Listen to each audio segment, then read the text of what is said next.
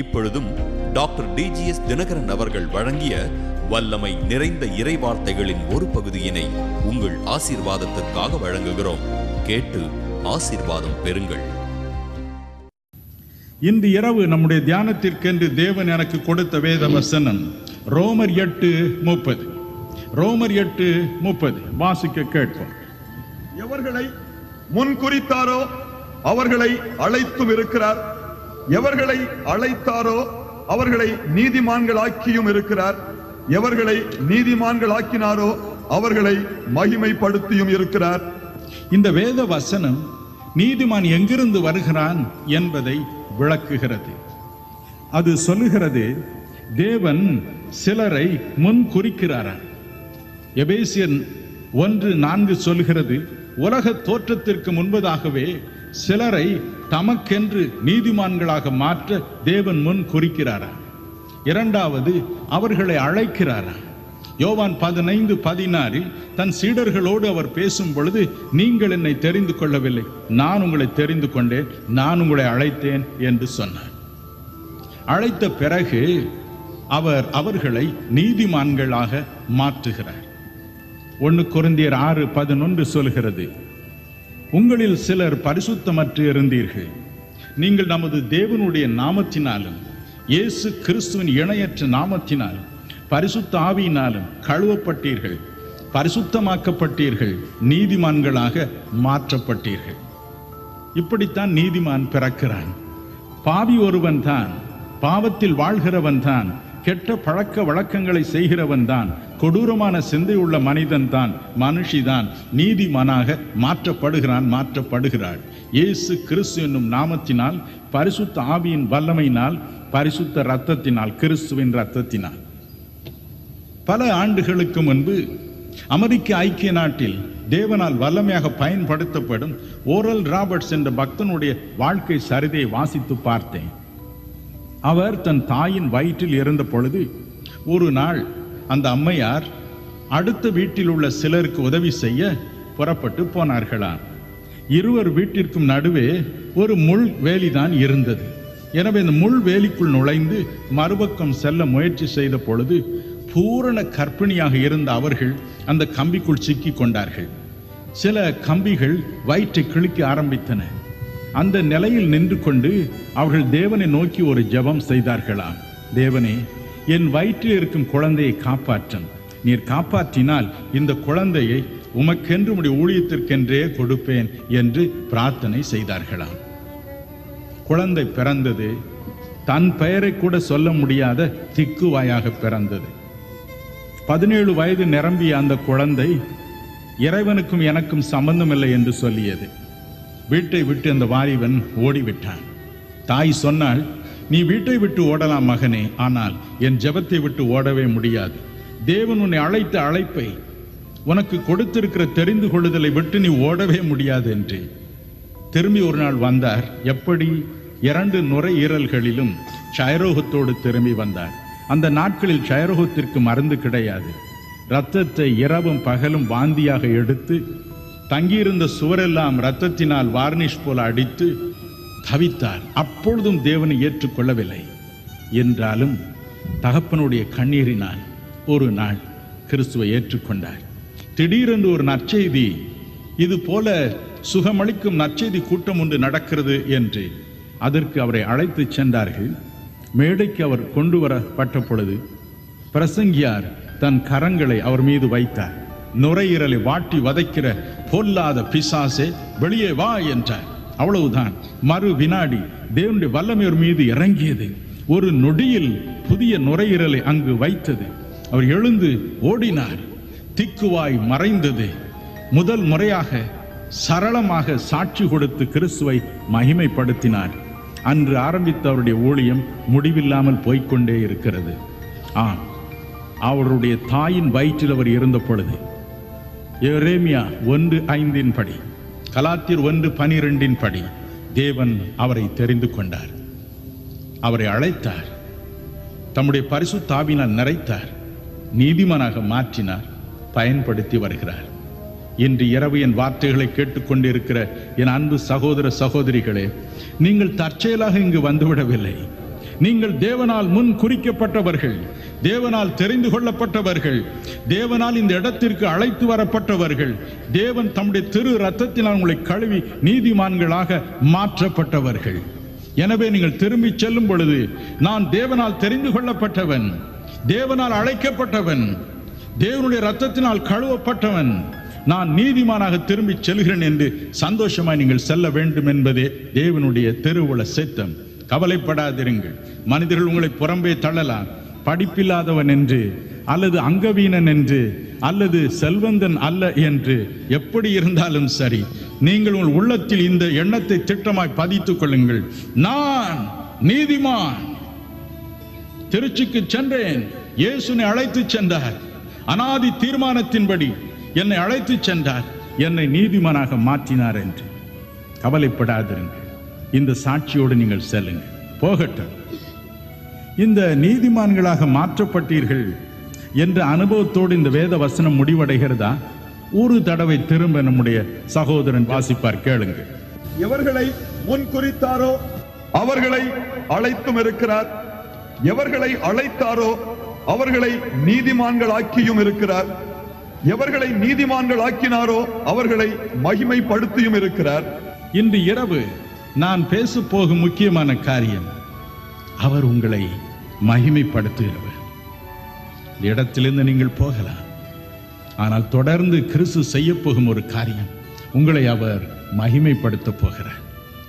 நல்லது ஐயா, மகிமை என்பது என்ன? 2 கொரிந்தியர் 4:17 சொல்கிறது, மகிமை என்பது நித்திய கனம், நித்திய மேன்மை, நித்திய கௌரவம். ஒரு உதாரணம் சொல்கிறேன் பாருங்கள். நம்முடைய தேச பிதா மகாத்மா காந்தி அடிகளை நாம் எண்ணும் பொழுது நம்முடைய உள்ளம் பரவசம் அடைகிறது. உலகம் முழுவதிலும், எந்த நாட்டிலும், எந்த மூலை முடுக்கிலும் சரி, அஹிம்சையை பற்றி பேசும் பொழுது, உண்மையான தேச பற்றை பற்றி பேசும் பொழுது, தேசத்திற்காக செய்யும் தியாகத்தை பற்றி பேசும் பொழுது யாரை பற்றி பேசுவார்கள்? மகாத்மா காந்தியடிகளை பற்றி. அஹிம்சை என்றால் உடனே நினைவுக்கு வருவது மகாத்மா காந்தி. ஆம், அவருக்கு மகிமை இந்த அஹிம்சை குணம் கொண்டு வருகிறது, இன்றும் கொண்டு வருகிறது. எனக்கு அன்பானவர்களே, ஆனால் தேவாதி தேவன் என்ன சொல்கிறார்? தம்முடைய மகிமையை நமக்கு தருகிறார். அஹிம்சையிலிருந்து நம்முடைய தேச பிதாவிற்கு மகிமை வருகிறது. தேவாதி தேவனோ தன்னுடைய மகிமையை நமக்கு கொடுக்க விரும்புகிறாரா? தயவு செய்து ஏசாயா 42:8, ஏசாயா 48:11 என்ற வேத பகுதிகளை வாசித்து பாருங்கள். அங்கே தேவன் சொல்கிறார், நான் என்னுடைய மகிமையை ஒருவருக்கும் கொடேன், என்னுடைய மகிமையை ஒருவருக்கும் கொடேன். இது எங்கே? பழைய ஏற்பாட்டில். இதே தேவன், காணக்கூடாத இறைவன், மனிதர்கள் காணக்கூடியவராக இயேசு என்ற பெயரில் இறங்கி வந்தார். வந்த பொழுது தன் சீடர்களை பற்றி தேவனோடு பேசும் பொழுது என்ன பேசினார் பாருங்கள். யோவான் 17:22 என்ன சொல்லுகிறது பாருங்கள்.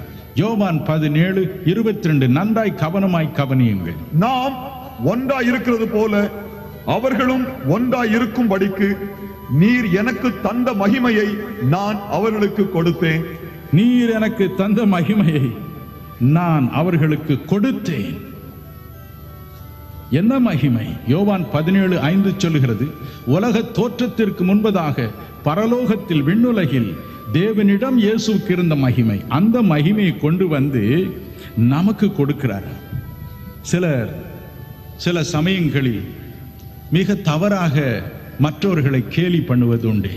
ஓ, அந்த பிரசங்கியாரா, அவர் மகிமையெல்லாம் தனக்கு எடுத்துக்கொள்வார். யாராவது ஒரு பிரசங்கியாரை 4 பேர் புகழ்ந்தால் போதும், என்ன அருமையா பேசினாரியா, அவர் ஜெபம் செய்தார், என் காது நல்லாய் போச்சு, என் கண்ணு திறந்து என்று சொல்லிவிட்டால் போதும், உடனே ஓ அவர் எல்லா மகிமையும் தனக்கு எடுத்துக்கொள்கிறார். ஆனால் கிறிஸ்துவை பாருங்கள். தேவனே, நீர் எனக்கு வானுலகில் கொடுத்திருந்த சகல மகிமையும், எல்லா மகிமையும் நான் என் சீடர்களுக்கு கொடுக்கிறேன். கொடுக்கிறேன் என்றல்ல, கொடுத்தேன் என்றார். அதுதான் கிறிஸ்துவின் விருப்பம். பேசுகிறவர்கள் பேசட்டும், கிறிஸ்துவின் விருப்பம் தன்னுடைய சகல மகிமையும் உங்களுக்கு கொடுப்பதே ஆகும். கவலைப்படாதிருங்கள். நீங்கள் திரும்பி செல்லும் பொழுது இனி வெட்கமான முகத்தோடு வாழப்போவதில்லை. ஏசாயா 29:22-23 சொல்கிறது, இனி யாக்கோபின் முகம் வெட்கப்படுவதும் இல்லை, அது செத்து போவதும் இல்லை. என்று நீங்கள் நீதிமான்களாக மாற்றப்பட்டீர்களோ அன்றிலிருந்து ஒரே ஒரு காரியம் நிச்சயம், எல்லா விதத்திலும் இயேசு தனது மகிமையை உங்களுக்கு கொடுத்து கொண்டே இருக்க போவது நிச்சயம். சந்தோஷமா இருக்கிறீர்களா? ஹல்லேலூயா, ஹல்லேலூயா. நான் எதையுமே விருப்பமாய் பேசுவதில்லை. ஆண்டவர் எனக்கு உட்கார்ந்து சொல்லி கொடுப்பார், அதைத்தான் உங்களுக்கு சொல்கிறேன். இதை உங்களுக்கு கொடுக்க போகிறார், அதனால் தான் என்னை பிரசங்கம் பண்ண சொன்னார். ஆமென். ஒவ்வொரு காரியத்திலும் உங்களை கௌரவப்படுத்தி கொண்டே இருப்பார். மகிமை என்பது நித்திய கௌரவம், ஒரு நாள் போவதல்ல, நித்திய கௌரவம். Every day God is going to honor you. It is a permanent future. Never get discouraged. போகட்டும். எதிலெல்லாம் மகிமை தரப்போகிறார்? தயவு செய்து யோவான் 2:11 வாசிக்க கேட்போமா? இவ்விதமாக இயேசு இந்த முதலாம் அற்புதத்தை கலிலேயாவில் உள்ள கானா ஊரிலே செய்து தம்முடைய மகிமையை வெளிப்படுத்தினார். அவருடைய சீஷர்கள் அவரிடத்தில் விசுவாசம் வைத்தார்கள். கானா ஊர் கல்யாணம், தண்ணீரை திராட்சரசமாக இயேசு மாற்றிய திருமணம். அங்கு அருள்நாதர் இயேசு இந்த அற்புதத்தை செய்து தம்முடைய மகிமையை வெளிப்படுத்தினார். தேவனுக்கு விருப்பமான காரியம் ஒன்று என்ன தெரியுமா? யோபு 9:10 அதை விவரிக்கிறது. யோபு 9:10. அவர் ஆராய்ந்து முடியாத பெரிய காரியங்களையும் எண்ணி முடியாத அதிசயங்களையும் செய்கிறார். எண்ணி முடியாத அதிசயங்களை, ஆராய்ந்து முடியாத அற்புதமான காரியங்களை செய்வது அவருக்கு பெரிய மகிழ்ச்சி. இயேசு கிறிஸ்துவும் தான் தேவனுடைய குமாரன் என்பதை வெளிப்படுத்த செய்தது என்ன? ஒரு அற்புதம். இதுதான் முதல் அற்புதம் என்று வேதம் சொல்கிறது. முன்பு ஒரு அற்புதம் செய்யவில்லை. ஒரு கல்யாண வீட்டில் அதை செய்தார். எனக்கு அன்பானவர்களே, இந்த அற்புதத்தை செய்து தம்முடைய மகிமையை வெளிப்படுத்தினார். கானாவூர் இன்று இல்லை, ஒரு கிராமம் அங்கு இருக்கிறது உண்மைதான். நாம் அங்கு வாழவில்லை. உங்கள் வீட்டில் அவர் வசிப்பார். இன்று இரவு நீங்கள் போகும் பொழுது உங்களோடு அவர் வருவார். நான் இந்த வெளி இடத்தில் என்ன செய்ய போகிறேன்? நானும் வருகிறேன் மகளே என்பார். என் அன்பு மகனே வருகிறேன் என்பார். உங்களோடு வசிப்பார். எதற்கு? உங்களுடைய வீட்டின் ஒவ்வொரு காரியத்திலும் அற்புதங்களை செய்து தம்முடைய மகிமையை வெளிப்படுத்த, மகிமையின் தேவனோடு வசிக்கிறார் என்பதை மற்றவர்கள் காணும்படி செய்ய. தயவு செய்து உங்கள் விசுவாசத்தை இன்று மாற்றிக்கொள்ளுங்கள்.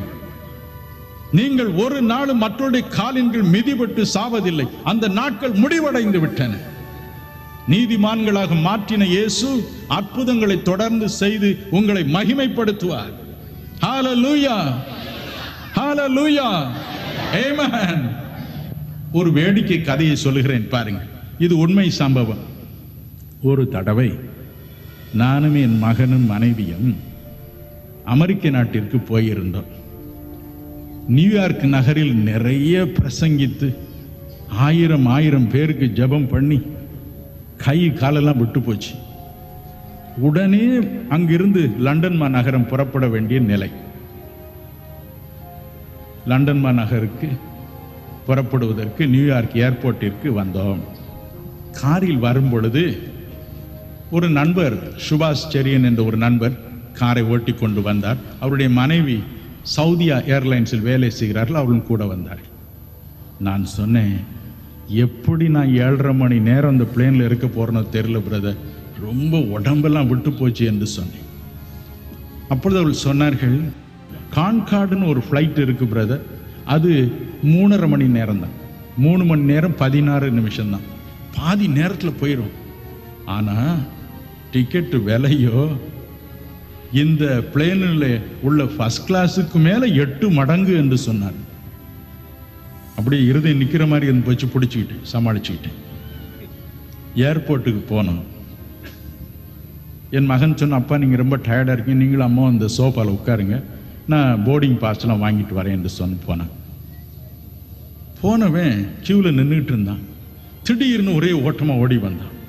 அவனோடு கூட அந்த பிரிட்டிஷ் ஏர்வேஸ் ஆபீசர் ஒருத்தரும் கையில் ஒரு ஒயர்லெஸ் செட் ஒன்று வைத்து கொண்டு வந்தார். என் மகனுக்கு மேலே மூச்சு போது கீழே போது ஒன்றும் முடியல. அவன் சொன்னான், எப்பா நம்ம பிளேனுக்கு முன்னால ஒரு அரை மணி நேரத்துக்கு முன்னால ஒரு கான்கார்டு பிளேன் போகுதான், இதே டிக்கெட்ல உங்களை அதுல ஏத்தி விட்டுறேன், போறீங்களான்னு கேட்கிறாரு அப்படின்னு சொன்ன. நானே பதில் சொல்லியிருப்பேன், அவர் இல்லை நானே அப்பாவை கேட்டுறேன் வாங்கன்னு வந்தாரு. என்ன சொல்லியிருப்பேன் யோசித்து பாருங்க. கரும்பு திங்க கூலி வேணுமா? உடனே சோஃபால இருந்து அப்படியே குதிச்சு மேல நின்னுக்கிட்டேன். ஆகாயத்துக்கு மேல சேருக்கு மேல ஒரு படி நின்று உடனே என்று சொன்னேன். அவ்வளவுதான். குடும்பமாக போனோம். எங்க பெட்டியெல்லாம் எங்க இருக்கு என்று கேட்டார். பெட்டியெல்லாம் எடுத்துட்டு அவரே பேக் பண்ண, அவரே போட்டார், கான்கார்டு டிக்கெட் கொடுத்தார். அவ்வளவுதான். அதுக்கப்புறம் அவர் எங்க போனாருன்னே தெரியல. அங்க போனோம், அதுக்கு தனி லவுஞ்ச். அங்க போனோம். வழியில ஒரு ஆள் நம்மள மாதிரி ஒரு பிரவுன் நிறத்தோட நின்றுட்டு இருந்தார். கருப்பு ஆள் ஒருத்தர் நின்னார். அவர் எஸ் கம் கம் அப்படின்னாரு. இந்த போர்டிங் பாஸை கொடுத்தோம். இந்த கருப்பனுங்க வந்து நிற்கிறாங்க. உங்க போர்டிங் பாஸ் தானே இது? ஆமாம் சார், எங்கே தான். சரி போய் தொலைங்கன்னு உள்ள விட்டாருங்களே. உள்ள பார்த்தா உலகின் சிறந்த பணக்காரர்கள், டைமண்ட் நெக்லஸ் என்ன. எங்களுக்கு அந்த சேர்ல உட்காரவே கூசுது, கீழே உட்காந்துக்கலாமா அப்படின்னு இருக்கு. கான்கார்டு பிளேன்ல ஏறணும்.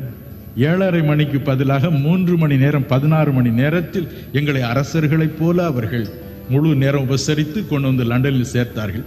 என் நண்பர்கள் ஒருவரும் அங்கு வரவில்லை. காரணம், கான்கார்டில் இவன் எங்க வர போறான், அவன் ஏதாவது ஜனதா வண்டியில வருவான் என்று அவளுடைய அபிப்பிராயம்.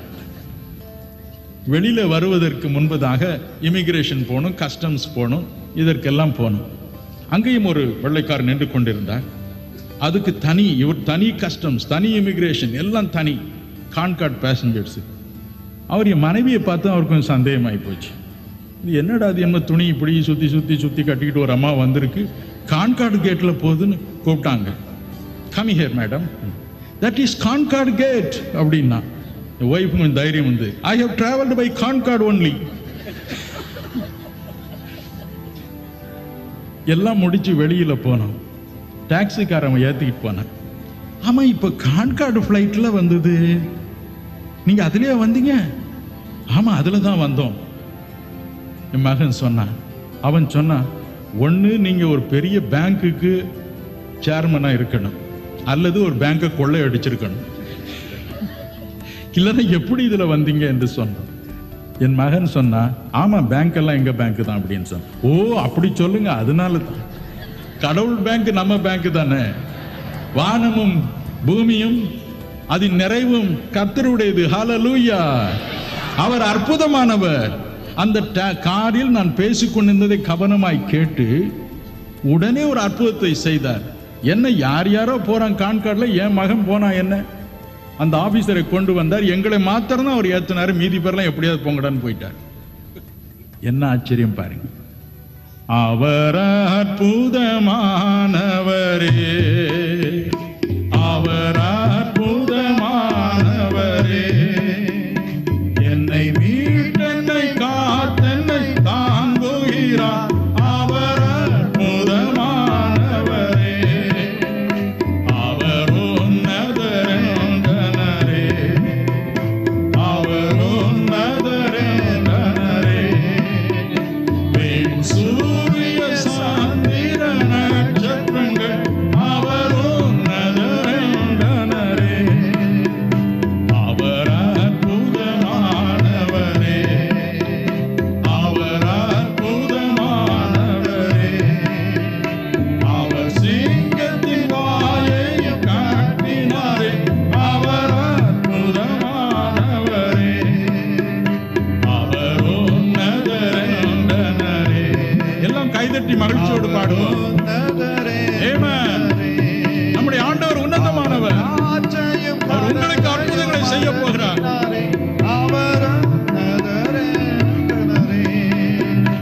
அவர் சிங்கத்தின் வாயையும் காட்டினாரே, அவர் அற்புதமானவரே, அவர் அற்புதமானவரே, அவர் அற்புதமானவரே, அவர் காற்றையும் கடலையும் அதட்டினாரே, அவர்